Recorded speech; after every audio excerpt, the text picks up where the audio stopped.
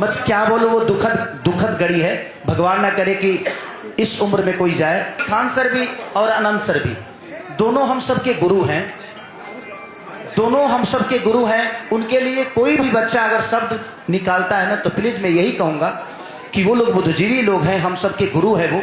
तो जिस तरह खान सर हमारे गुरु हैं, उसी तरह अनंत सर भी गुरु हैं।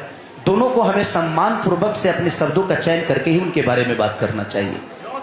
कि जिस तरह खाने में 10 वैरायटियां होती है ना एक इंसान के लिए, उसी तरह संगीत में भी बहुत सारी वैरायटी है जिसको हर सिचुएशन के लिए गाया जाता है। मैं दिल, क्योंकि मेरा नहीं टूटा है, इसमें से 2-4-10 लोगों को तो टूटा ही होगा, मैं उनके लिए गाया हूँ ये गाना।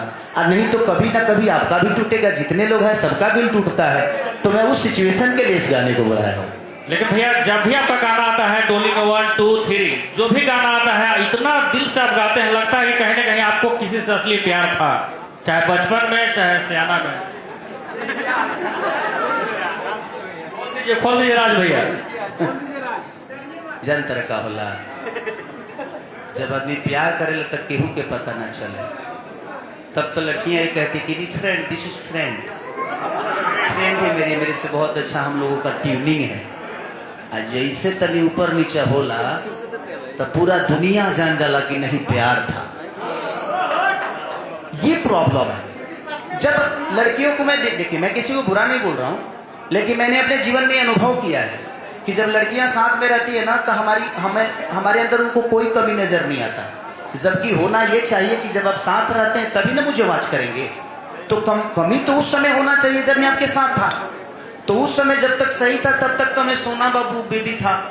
और जैसे दूर हुआ तो आप दूर होके किसी को कैसे वाच कर सकते? तो मेरे अंदर कमी, आप इतने दिन से, इसका मतलब कोई फायदा था, इसी के लिए हम एक दूसरे के साथ थे। बट ठीक है, वो अलग विषय सबका। देखिए, किसी पे टिप्पणी करना मेरा विषय नहीं है। मैं सच बोलता हूं और मुझे सच बोलने के लिए किसी की परमिशन की जरूरत नहीं है। इसीलिए मैं ज्यादा बोलता हूं, क्योंकि सच बोलता हूं और मुझे पता है मैं किसी सवाल से भागता नहीं। उसका रीजन जानते हो क्या? क्योंकि मुझे यहाँ से बोलना है और यहाँ से बोलने वाला आदमी कभी भागता नहीं है सवालों से, इसलिए प्रॉब्लम होती है। मैम, मेरा सवाल आपसे है, आप इस इंडस्ट्री से हैं भी नहीं, रायपुर से हैं, तो जब आप भोजपुरी में आई, इस लिरिक्स को सुनी तो आपको कैसा लगा? और भोपाल। हाँ, भोपाल, मध्य प्रदेश से हैं आप। हाँ जी। तो जब भोजपुरी के गाने सुनी, सामने खेसारी जी आपके अपोजिट में थे, जी जी। तो अब भोजपुरी आपको कैसा लग रहा है? क्या आगे आने वाले और भी जो गाने होंगे उनमें आप साथ में नजर आएंगी? एक्चुअली मेरे को पहले भी अच्छा लगता था। एक सर का सॉन्ग है अब जा जा जा जा जान, तो मैं सर को तब से जानती हूँ। तो ऐसा कुछ नहीं है मुझे किसी भी सॉन्ग से, पहले भी बहुत अच्छा लगता था, अभी भी अच्छा लगता है। बस थोड़ा सा जो सर के डांस वाले वीडियो होते हैं ना, वो थोड़े से मेरे लिए थोड़े से अलग हो जाते हैं। लाइक वो बहुत मेरे लिए टफ़ है, और मैं सोचती हूँ मतलब ज़्यादा टफ रहता है। सैड सॉन्ग तो नॉर्मल था, बाकी सारे सॉन्ग मुझे पसंद है।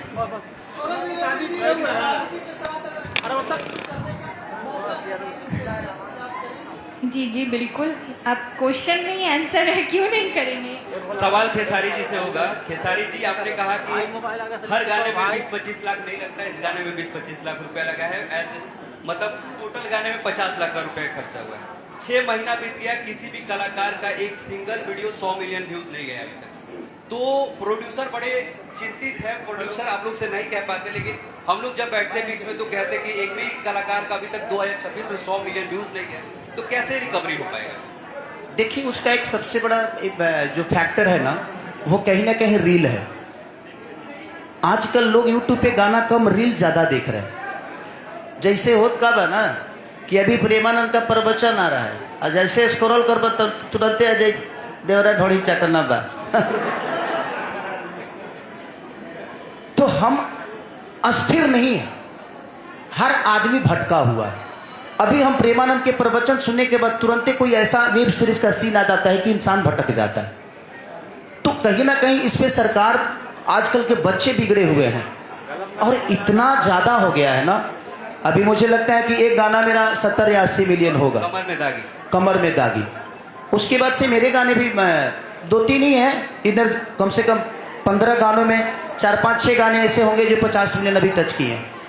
और ये विषय है, आप सही बोल रहे हैं, सवाल आपका बहुत सही है कि एज ए प्रोड्यूसर प्रयास करता है बेहतर करने के लिए, लेकिन व्यू का थोड़ा सा पंगा है। और इस सिर्फ भोजपुरी में ही नहीं बल्कि हिंदी गानों में भी सेम प्रॉब्लम है, हर जगह सेम। क्योंकि वहाँ तो एडवर्टाइज बहुत लगते हैं, वहाँ तो पैसे भी लगाए जाते हैं व्यू बढ़ाने के लिए, लेकिन भोजपुरी में लोग पैसे नहीं लगाते। एक ऑर्गेनिक व्यू जो जाता है वो जाता है, और बहुत सारी लगाती भी हैं जो बड़ी बड़ी कंपनियां हैं। बट अब ये बेचारे इतना खर्चा कर दिए हैं कि अभी कहाँ पैसा बचल बजे लागो। तो प्रयास है, लेकिन ऐसे रिच वीडियो का व्यू जब जाता है तो 50 मिलियन भी अगर चला जाता है तो उसका रिकवरी हो जाता है। क्योंकि सिर्फ यूट्यूब से ही नहीं बल्कि 80 प्लेटफॉर्म ऐसे हैं जहाँ से व्यू गेन होता है, और सबको जोड़ने पे अगर 50 मिलियन भी आपका गाना गया तो आराम से आप 40-50 लाख रुपये कमा लोगे। ये होता है क्योंकि इसकी रीच ज़्यादा होती है। बेहतर वीडियो का यही है कि इसका 1 मिलियन पे 50-60 हज़ार रुपये का एक रेशियो हो जाता है। अगर हर प्लेटफॉर्म से अगर देखा जाए तो 50 मिलियन तक रिकवर हो जाता है।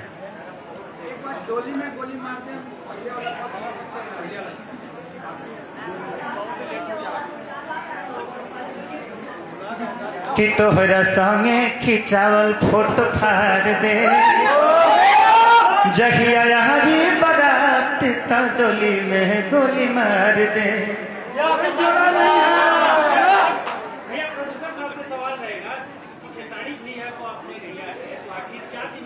खेसारी भैया को किया है,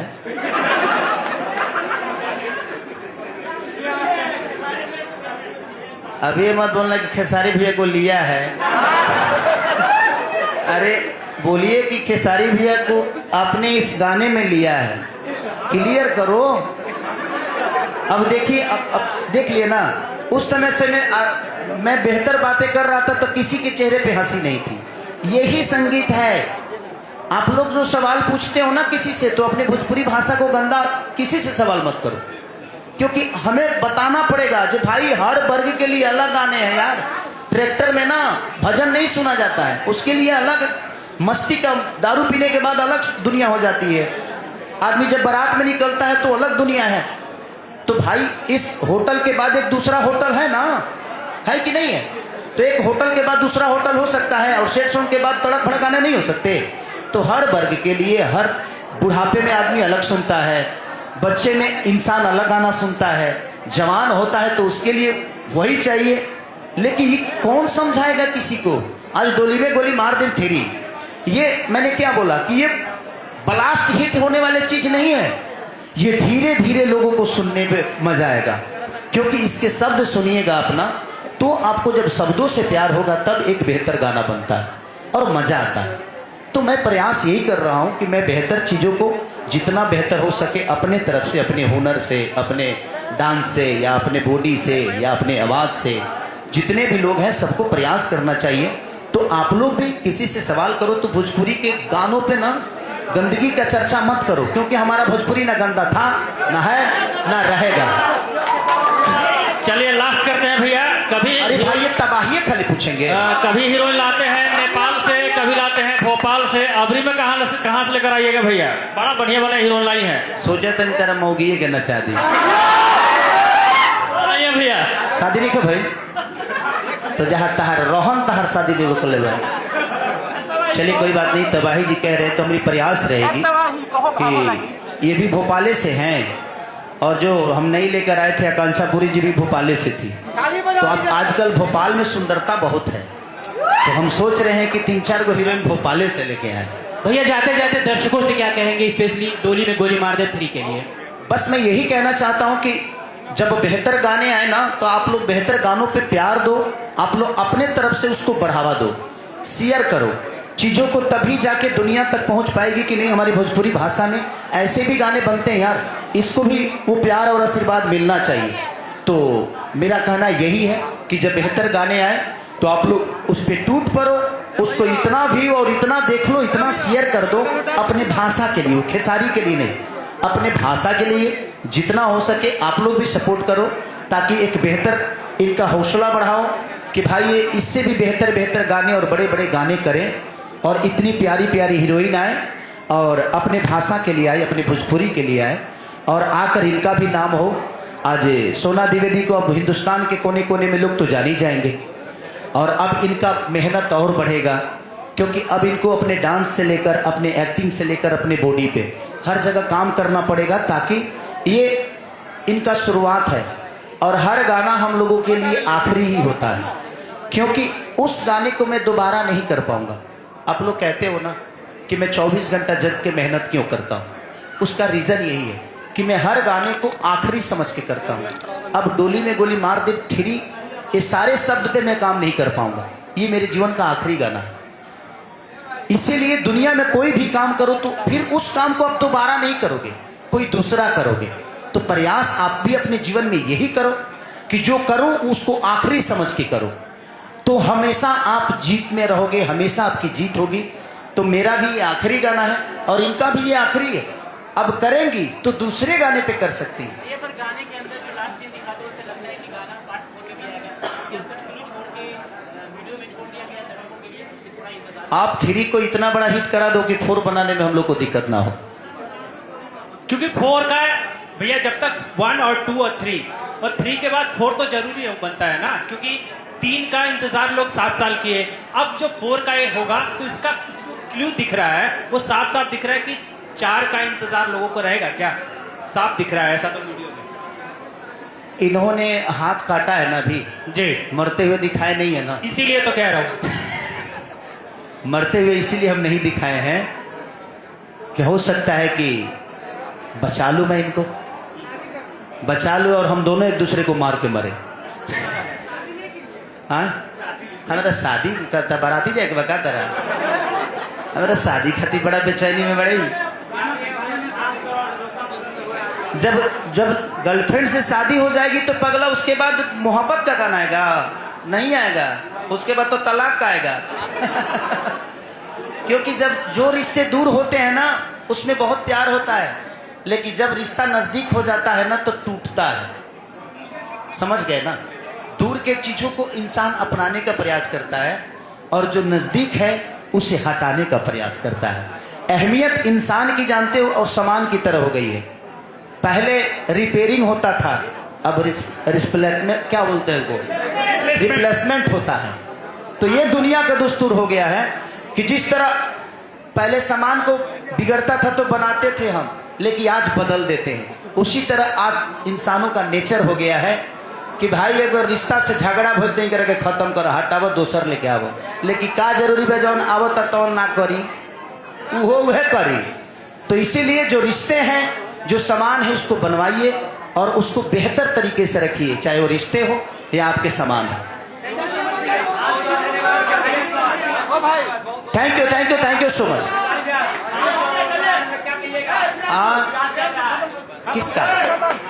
अरे तो छोड़ा ना भाई, वो दोनों गुणी आदमी हैं, दोनों शिक्षक हैं। बस मैं यही कहूंगा कि खान सर भी और अनंत सर भी दोनों हम सबके गुरु हैं, दोनों हम सबके गुरु हैं। उनके लिए कोई भी बच्चा अगर शब्द निकालता है ना तो प्लीज मैं यही कहूंगा कि वो लोग बुद्धिजीवी लोग हैं, हम सबके गुरु हैं वो। तो जिस तरह खान सर हमारे गुरु हैं उसी तरह अनंत सर भी गुरु हैं। दोनों को हमें सम्मान पूर्वक से अपने शब्दों का चयन करके ही उनके बारे में बात करना चाहिए। बस क्या बोलो, वो दुखद घड़ी है। भगवान ना करे कि इस उम्र में कोई जाए, उस परिवार के साथ मेरा संवेदना हमेशा है। मगही मचाते रहो, एकदम गर्दा मचाते रहो मगही गाने को।